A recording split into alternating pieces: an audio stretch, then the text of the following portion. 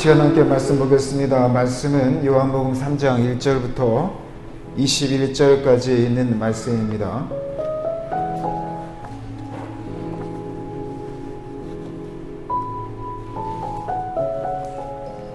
지난주에는 27절 말씀, 전 28절 말씀을 읽었는데 오늘은 21절까지입니다.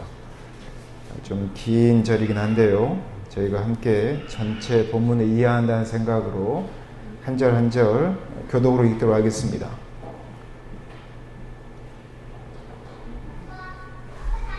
네, 제가 먼저 한 절 읽도록 하겠습니다. 그리고 성도들 한 절 읽고 21절까지 읽도록 하겠습니다. 요한복음 3장 1절입니다. 읽겠습니다. 바리새인 중에 니고데모라 하는 사람이 있으니 유대인의 관원이라.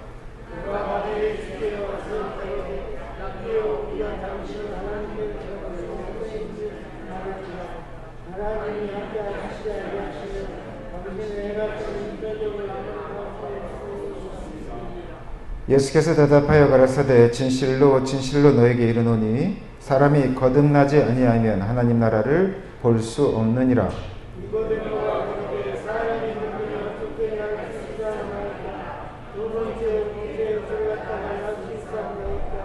예수께서 대답하시되 진실로 진실로 너에게 이르노니 사람이 물과 성령으로 나지 아니하면 하나님 나라에 들어갈 수 없느니라.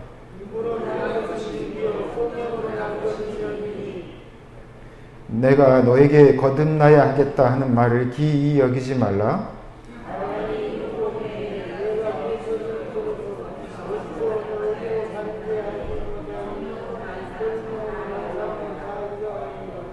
니고데모가 대답하여 가로되 어찌 이러한 일이 있을 수 있나이까?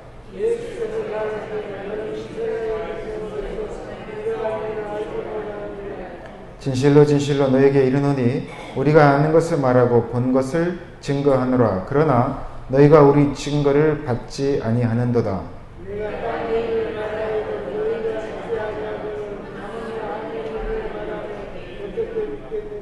하늘에서 내려온 자 곧 인자 외에는 하늘에 올라간 자가 없느니라.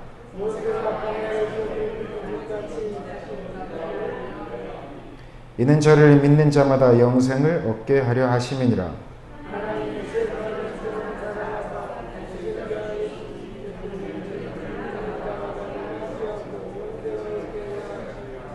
하나님이 그 아들을 세상에 보내신 것은 세상을 심판하려 하심이 아니요 저로 말미암아 세상이 구원을 받게 하려 하심이라.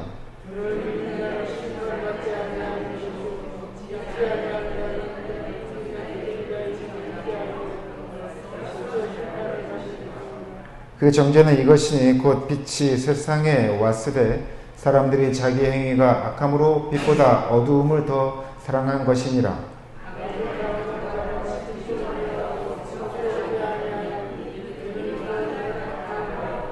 같이 읽겠습니다. 진리를 좇는 자는 빛으로 오나니 이는 그 행위가 하나님 안에서 행한 것임을 나타내려 함이라 하시니라. 아멘. 네, 시간 앞뒤 좌우에 계신 분들과 함께 인사하도록 하겠습니다. 주님의 이름으로 사랑하고 축복합니다 하고 인사드리겠습니다.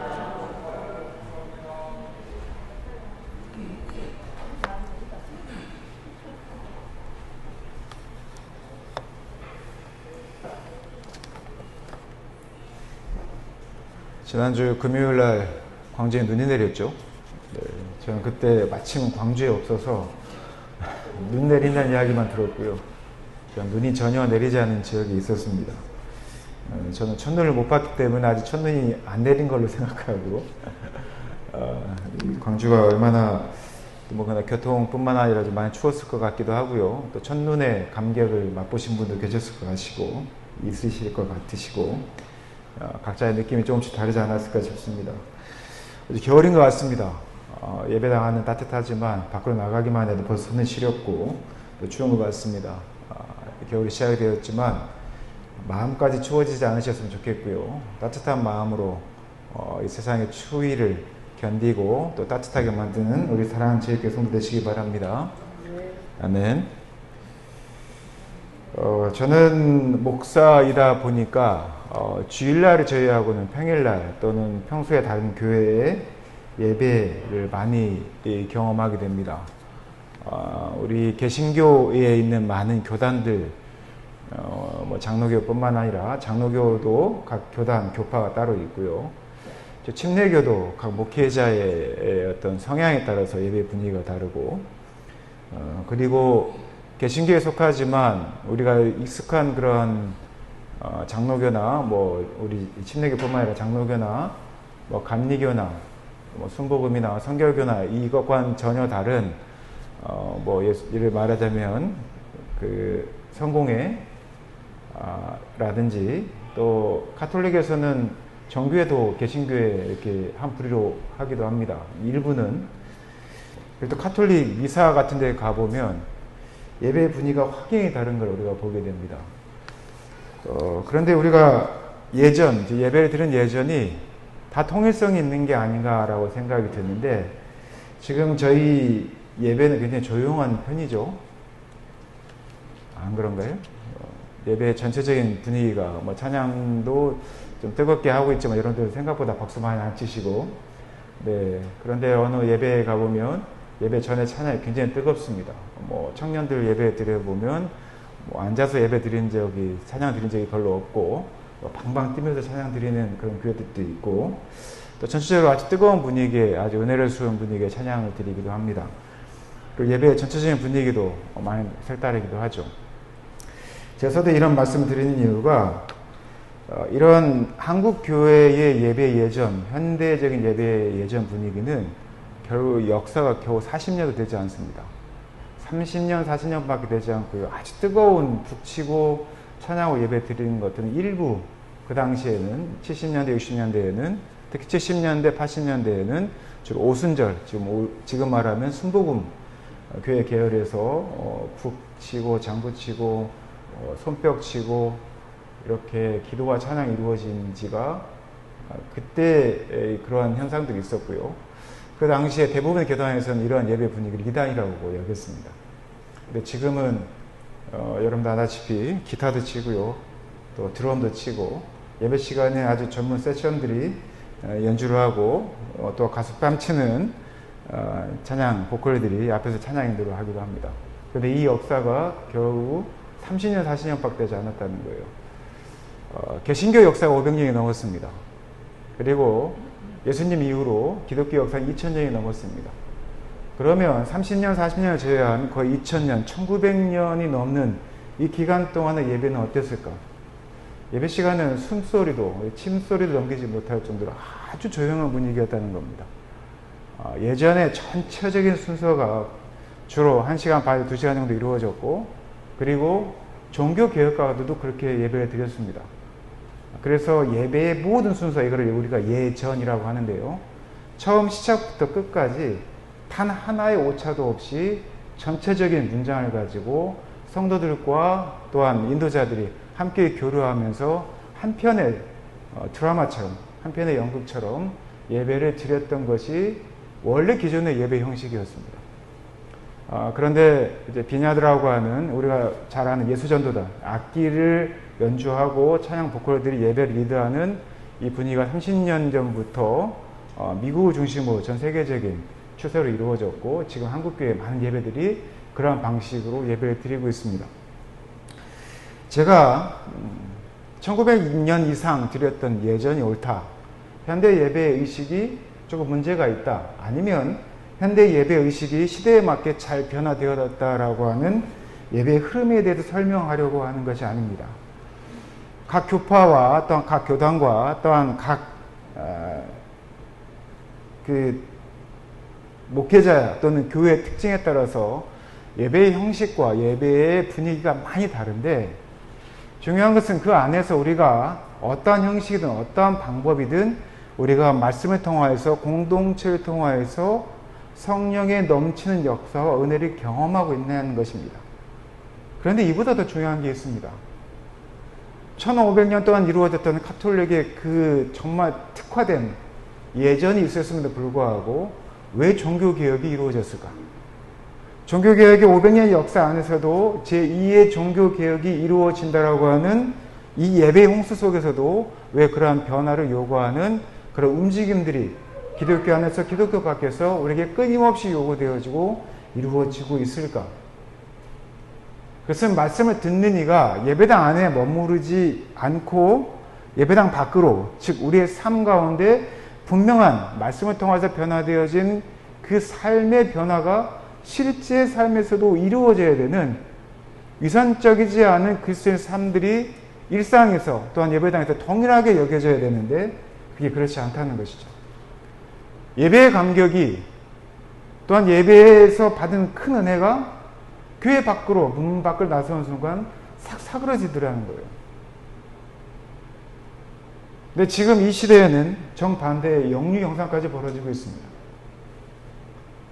과거에는요, 예배에서는 너무나 은혜로웠던 이가 세상에서 은혜롭지 못한 삶을 살아감으로 비판받았다고 한다면, 이제는 정반대로 세상의 원칙이, 세상의 방법이, 세상의 부정한 방법이 교회 안에서 아무런 제지 없이 그대로 행해지고 있다는 겁니다. 그래서 제2의 종교개혁이 필요하다고 얘기하는 것이죠. 교회마저도 순수하지 못한 이 시대를. 그래서 우리는 예배를 드리고 예전을 드리고 또한 우리가 어떤 형태의 우리가 예배를 드릴 때 그것이 나에게 익숙하고 익숙치 않은 것들이 나에게 익숙해져가는, 또는 내가 그 예배를 통해 도전을 받는지에 대한 스스로에 대한 점검과 함께 나의 이러한 예배의 삶이 실제로 내 일상에서도 온전히 이루어지고 있는가? 이것은 우리가 항상 말씀을 통해서 우리 자신에게 점검해 봐야 될 것들입니다. 모세는요, 하나님을 만나는 그 순간 이집트로 갔습니다. 세상에서 가장 강력한 권력을 가지고 있었던 그 시대에 가장 힘이 있었던 바로 왕을 만나러 가죠. 사마리아 여인은 자신이 대낮에 물을 길러 올 수밖에 없는, 사회적으로 버림받고 스스로 죄인으로 여겼던 그 여인이 예수 그리스도를 통하여서 생명수가 무엇인가를 확인하는 그 순간, 예수 그리스도를 만나는 순간 마을로 다시 돌아가 사람들에게 내가 메시아를 만났다, 그리고 메시아를 만나러 가자라고 그의 삶이 완전히 바뀌는 것을 보게 됩니다. 오늘 등장하는 니고데모는 어땠을까요? 오늘 성경에 보면 니고데모를 이렇게 소개합니다. 니고데모는 바리새인이었다. 그리고 유대인 관원이었다. 이 두 가지로 니고데모를 설명합니다. 이 두 가지만 가지고도요, 이 사람은 어떠한 사람인지 바로 특정할 수 있는 사람입니다. 바리새인이라고 하는 것은 그 당시에 사두개인과 다르게 그 당시 이스라엘은 두 가지 권리를 가지고 있었는데요. 하나는 대제사장 그룹인 사두개인이 있었고요. 또 하나는 바리새인 그룹이 있었습니다. 사두개인들은 대제사장 직분을 중심으로 예루살렘 성전의 중요한 일들을 관장했던 사람들입니다. 이스라엘은 종교국가였죠. 그리고 대부분의 백성들이 유대교를 믿습니다. 여호와를 믿습니다. 그렇기 때문에 6월절이나 3대 절기가 되면 그들은 항상 예루살렘 성전에 와서 제물을 드리고 성전세를 내고, 그리고 예루살렘 성전이 유지될 수 있는 그런 일들을 유대인들은 당연하게 했습니다. 그 당시 사두개인과 바리새인이 된다는 것은 그 시대의 종교 권력과 물질과 또한 모든 사람들의 존경을, 명예를 다 가지고 있었다는 이야기입니다. 바리새인들 중에 일부는 이 사두개인들의 권력을 견제하기 위해서 사내드리네라고 하는 70인으로 구성된 이 사내드리네의 공회원으로 들어가서 활동하던 사람이 있었습니다. 우리나라로 말하면 국회와 같은 성격이죠. 바리새인이어서 사람들에게 율법을 가지고 말씀을 전하고 바르게 살려고 하는 그런 삶의 정수를 바리새인들이 가지고 있었지만, 또한 오늘 소개되는 니고데모는 유대인의 관원이다라고 표현을 하고 있습니다. 즉 그는 다시 말하면 부와 명예와 권력을 다 가지고 있었다는 이야기죠. 그랬던 그가 예수님을 찾아옵니다. 그리고 이 니고데모가 바리새인의 이야기를 할 때 그가 예수 그리스도를 어떻게 보고 찾아왔는지를 너무나 잘 드러내고 있습니다. 대부분의 바리새인들과 서기관들은 예수님을 시험하려고 했습니다.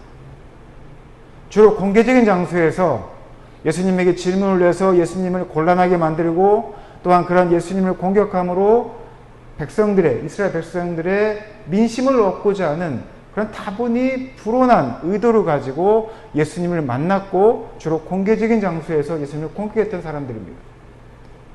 그러나 니고데모는 밤늦게 본인이 갖고 있었던 예수님에 대한 생각과 또 예수님에 대한 자신의 궁금증을 해소하기 위해서 니고데모는 예수 그리스도를 만나러 옵니다. 그리고 예수님께 이런 말을 하죠. 2절에 보면 예수님은 어디로부터? 하느님으로부터 온 선생님 같다. 왜냐하면 그 이전에 당신이 보여준 표적들, 그 당신이 말하는 것들, 당신이 행하는 것들을 보니 이러한 능력과 이러한 권세는 그냥 일반 사람으로서는 할 수 없다는 이야기를 하게 됩니다. 이 장에 보면 예수님께서 어떤 일을 행하셨는지는 이야기가 나옵니다. 첫 번째가 가나의 혼인잔치입니다. 갈릴리 가나에서 혼인잔치가 벌어졌는데 포도주가 떨어지게 되죠.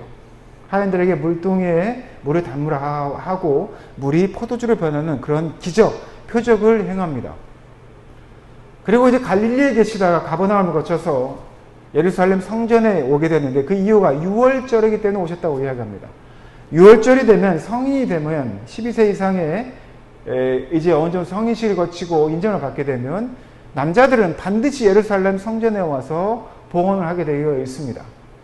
6월절이 되면 그렇습니다. 예수님도 그 규례에 따라서 예루살렘에 올라오게 되셨는데 예루살렘 성전에 갔더니 난장판입니다. 난장판이었던 건 뭐냐면 그곳에서 많은 사람들이 이 성전 세겔로 당시 화폐가 아닌 세겔이라고 하는 성전에 드리는 독특한 화폐가 있었습니다. 그 화폐를 교환하면서 이자를 받는 거예요. 폭리를 취하는 겁니다. 그 돈놀이를 하는 거죠.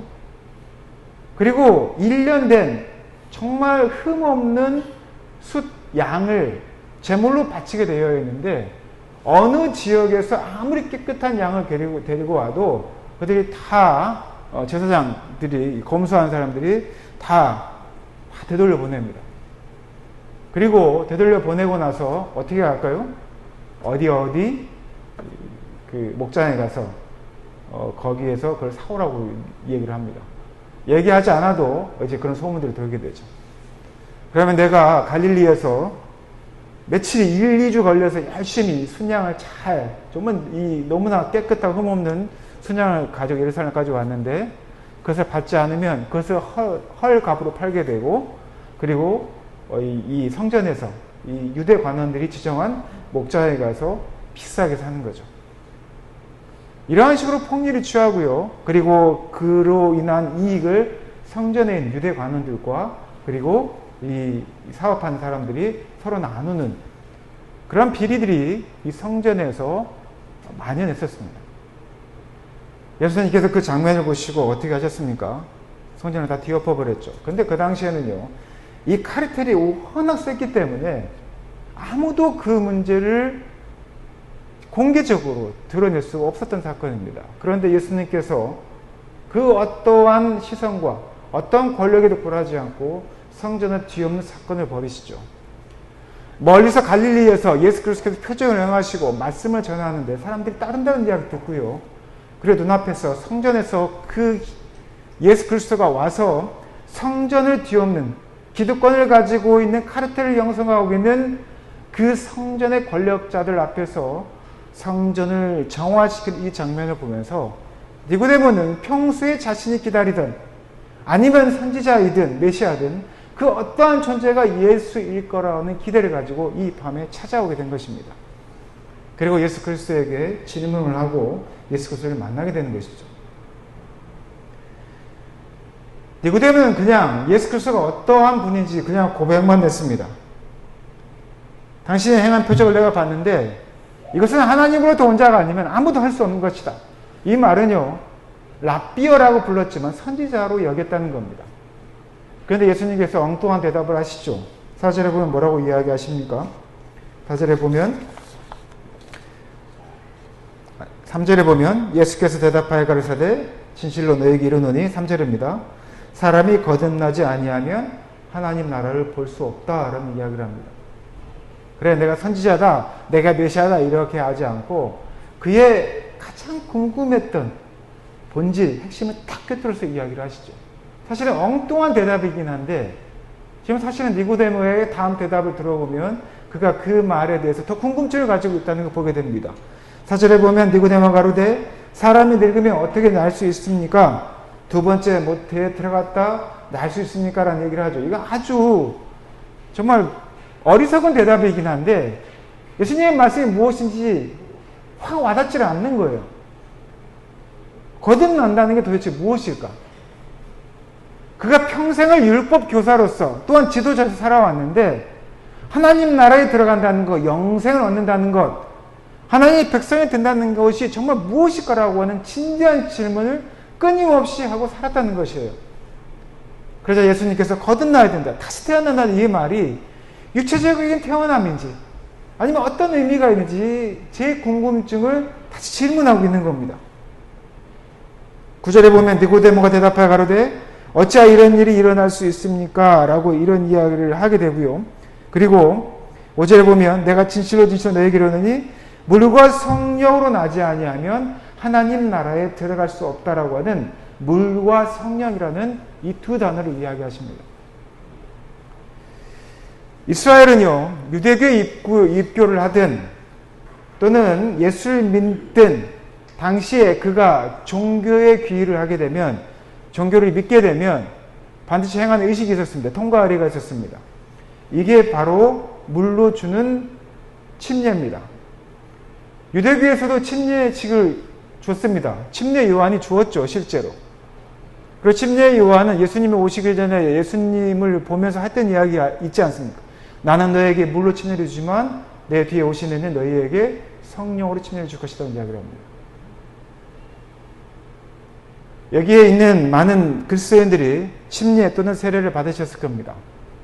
원래 세례 이전에는 침례를 다 주었죠. 물에 완전히 담그는 게 원래 원래 세례 원세례 이렇게 표현합니다. 저희 교단은 특별히 아프신 분, 병상에 계신 분들 제외하고는 대부분은 침례를 드리고 있죠. 그럼 침례가 됐든 세례가 됐든 물로 주는 침례와 세례는 많은 공적인 자리에서 사람들 앞에서 내가 유대교인이 되겠다, 지금으로 말하면 내가 그리스도인으로서 이전과는 다른 새로운 삶을 살겠다라고 하는 공식적인 예식입니다. 그리고 한 공동체에서는 반드시 이 공적인 침례를 받는 것이 통과 의례였습니다. 왜냐하면 모든 사람들 앞에서 하는 자신의 선언이었기 때문입니다. 이 선언은 그리스도인이 된다는 것 또는 어떤 종교에 귀의한다는 아주 중요한 핵심적인 사항이었습니다. 그러나 그러한 것들은 하나의 통과 의례로, 하나의 의식으로 우리가 매주에 예배를 드려서 하나의 이 공동체 일원임을 확인시켜 주는 것과 같이 이것은 물로 침례를 주는 것은 하나의 형식상 통과 의례로 많은 사람들이 할 수 있다는 것입니다. 그러나 예수님은 하나 더 요구를 하시죠. 그게 뭘까요? 성령으로 침례를 받아야 된다는 겁니다. 성령으로 거듭남을 입어야 된다는 것이죠.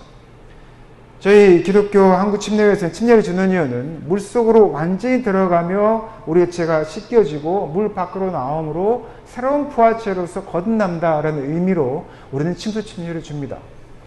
성령도 마찬가지죠. 성령이 나에게 임하시면 이 성령으로 인하여서 과거의 나의 모습이 아닌 성령의 인도하심을 받는 새로운 피조물로서 내가 거듭난다는 것이 바로 성령 침례라고 하는 것입니다.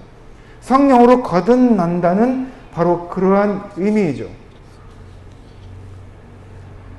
자, 니고데모는 말씀드린 것처럼 기존의 바리새인들과 서기관과 다른 자세로 하나님께 왔습니다. 니고데모는 예수 그리스도의 말씀을 듣기 위해서 궁금증을 가지고 왔죠. 지금 여기 오신 우리 사랑하는 제일교회 성도들도 그러하리라고 믿습니다. 자신이 비록 하나님을 믿는 사람이었지만 자신이 어떻게 영생이 이루고 하나님 나라의 백성이 되고 하나님 나라에 들어갈 수 있을 거라고 하는 그 본질적인 질문을 그는 가지고 있었습니다. 그는 비록 모든 사람들이 부러워할 만한 지위, 학식, 부, 명예 이런 것을 다 가진 사람이었지만 세상의 것으로 자신을 채우기보다는 또한 그것으로 충분히 살아갈 수 있는 사람이었지만 예수님 말씀 앞에 서고자 하는 겸손함이 있었습니다. 이사야서 55장 7절에 보면 이런 말씀이 있습니다.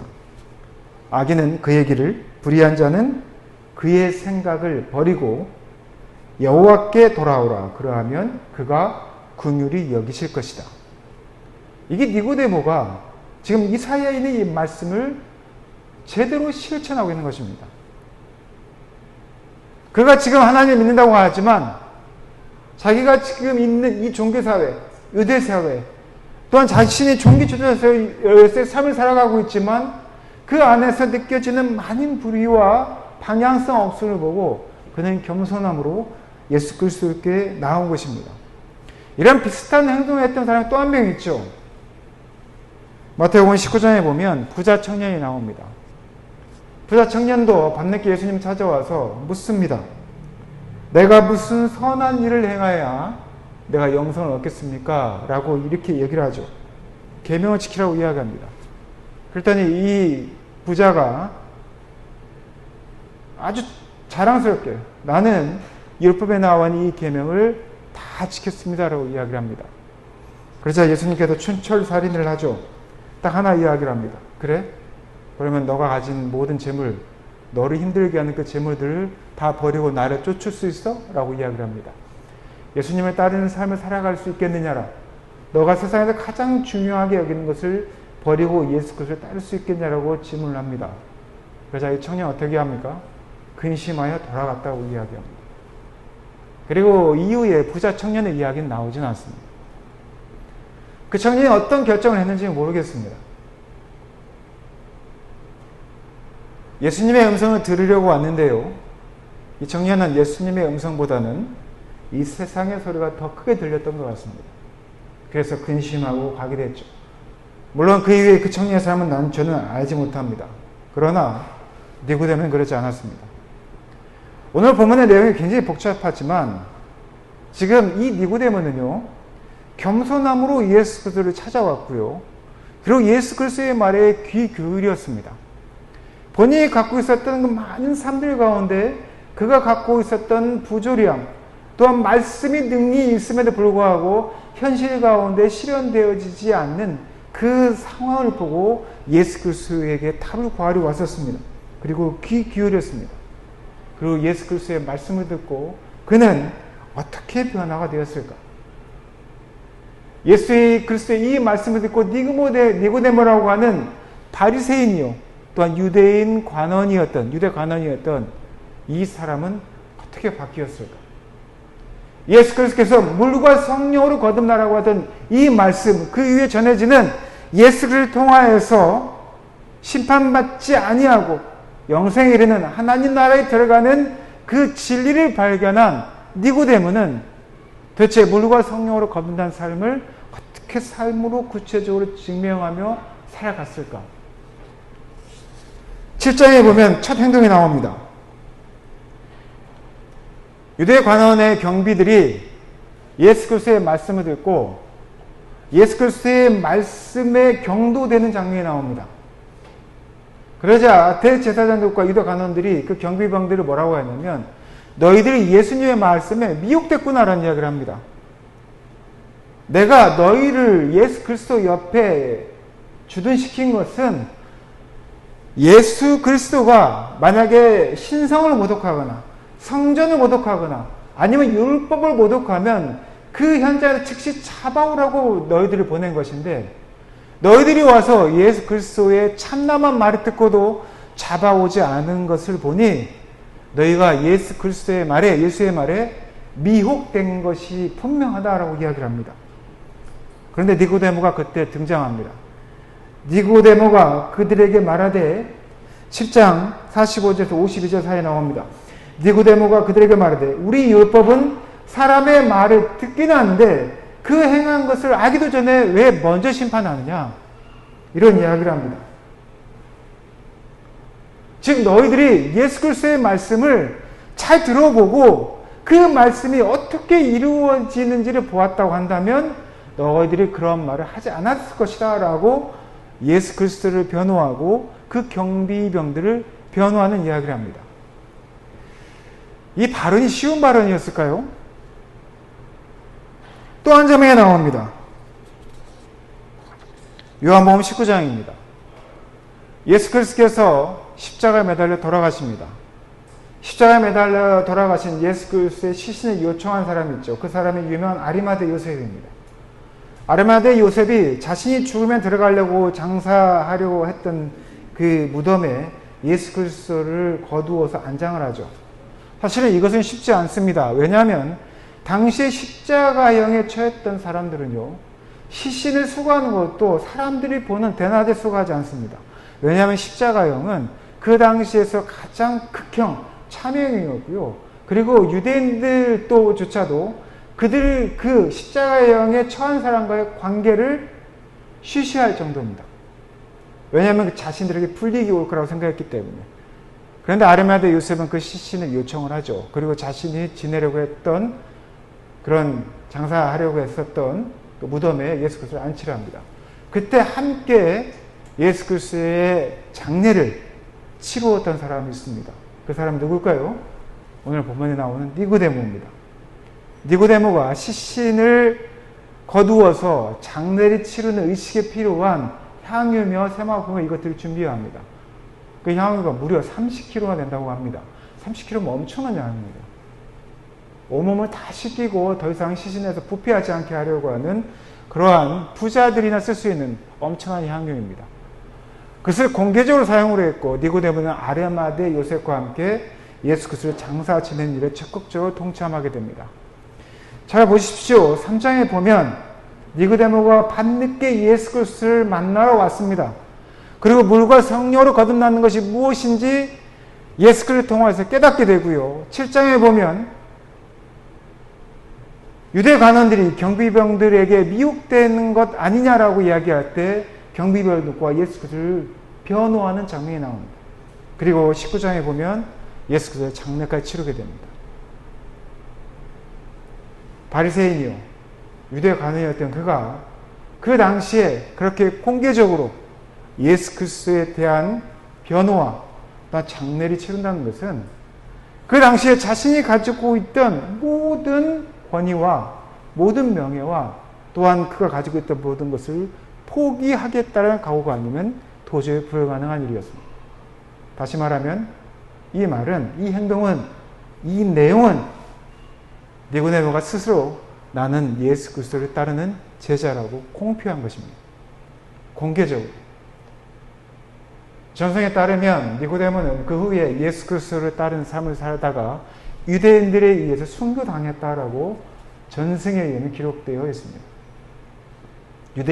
유대교 전승에 의하면.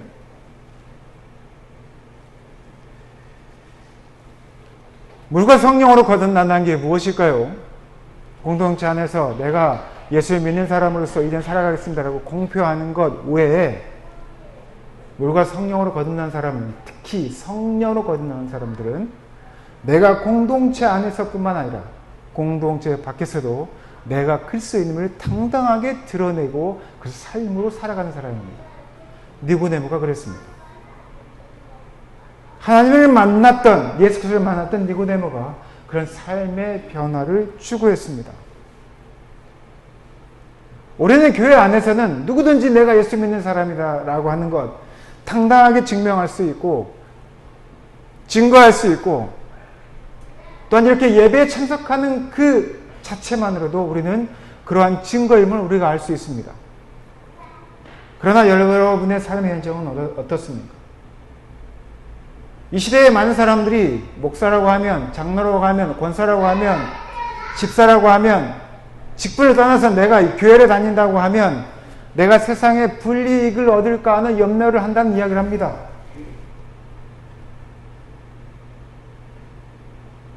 제가 어제 전화 한 통을 받았습니다. 근데 그분이 다짜고짜 저에게 누구시냐고 물어보지도 않고 1층에 피아노 혹시 파는 거냐고 저한테 물어보시더라고요. 지금 가져가시는지 모르겠습니다. 제가 보질 않아서. 1층에 오랫동안 피아노 방치되어 있는 거 아시죠? 영창 겁니다. 지나가다가 이렇게 보시고 이거를 자신이 구입했으면 좋겠냐 여자분이었어요. 그래서 제가 운전 중이어가지고 구입이 가능하시겠지만 제가 파는 건 아니고요.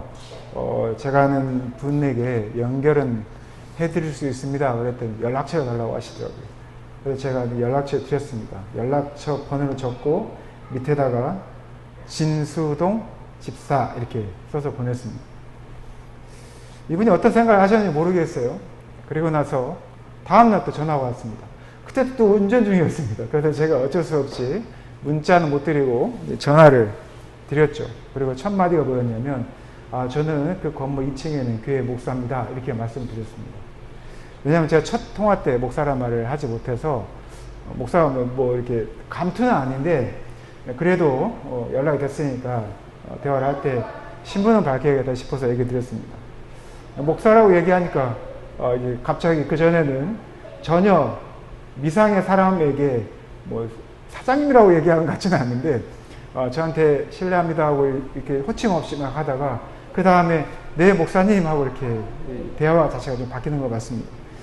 제가 이분한테 뭐 교회 다니라고 하고 뭐 그런 건 아니었는데 더 친절하게 제가 목사님 신분을 밝히고 여기 집사님이신데 이거를 잘 구입해서 잘 가져갔으면 좋겠습니다. 이렇게 말씀드리고 주소 불러드리고 이렇게 이야기를 한 적이 있었거든요. 왜 목사인 게 부끄러울까요? 저는 부끄럽게 생각하지 않습니다. 물론 어떤 이들은 목사라는 말을 하게 되면 어떤 편견을 가질 수가 있습니다. 그러나 그런 모든 편견을 전제라고 한다면 우리는 우리의 존재를 설명할 수가 없습니다. 더 중요한 것은 그러한 타이틀이 있다면 목사라면 장로라면 권사라면 내가 그리스도인이라고 하는 정체성이 있다면 이것이 내 삶의 현장에서 어떻게 드러나느냐가 중요한 것입니다. 정말 저분은 집사님 맞구나. 저분 정말 권사님 맞구나. 저분 정말 장로님 맞구나. 저분 정말 목사구나 라고 하는 그러한 통일한 반응이 교회에서든 교회 밖에서든 드러나야 된다는 것입니다. 하나님을 만난 사람들 세 번째 시간 니고데모가 그랬습니다. 사랑하는 제일교회 성도 여러분, 성도 여러분, 예수 그리스도의 말씀처럼 여러분들 거듭나셨습니까? 예수 그리스도께서 말씀하셨던 것처럼 물과 성령으로 거듭나서 하나님 나라의 백성으로서 우리 사랑하는 제일교회 성도들 그리스도인다운 삶을 살아가고 계십니까? 교회 안에서만 그러지 않았으면 좋겠습니다. 교회 밖으로 나서는 순간 모든 사람들이 인정하는 그리스도인, 정직하고 정의롭고 하나님의 말씀이 이 세상에 드러나는 그런 삶을 살아가는 우리 사랑하는 제일교회 성도 되시길 바랍니다. 니고데모가 추후에 보여줬던 그 삶의 여정을 보시면서 하나님의 만난 사람들이 어떻게 성령과 또한 물과 성령으로 거듭나는지 어떻게 삶이 바뀌는지 우리 성도들이 삶을 통해서 보여주고 증거하는 우리 사랑하는 제일교회 성도 되시기를 예수님의 이름으로 축원하고 부탁드립니다. 함께 기도하겠습니다.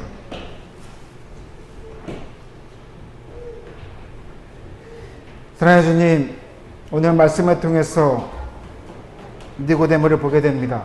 그가 겸손함으로 예수 그리스도에게 다가왔고 또한 예수 그리스도의 말씀을 경청하여 들었습니다. 물과 성령으로 거듭나는 것이 무엇인지 예수 그리스도의 말씀을 통하여서 그가 깨닫게 되었고 성경을 보면 그 이후에 그의 변화된 삶을 우리에게 보여줍니다. 그는 세상의 소리가 아닌 예수님의 음성을 들었고 또한 예수님의 음성에 따라 살았던 이입니다. 아버지 하나님, 우리 사랑하는 제일교회 성도들 예수 그리스도를 믿고 예수 그리스도를 따르며 또한 침례를 받고 물과 성령으로 거듭난 이로써 교회 안에서 교회 밖에서 우리 일상에서 예수 그리스도를 따르는 제자의 삶을 살아감으로 하나님 나라의 백성이 어떠한 존재인지 드러내며 살아가는 그 증거를 나타내며 살아가는 우리 사랑하는 제일교회 성도들에게 주님 축복하여 주시옵소서. 이 모든 말씀 거룩하신 예수님 이름으로 기도드렸습니다. 아멘.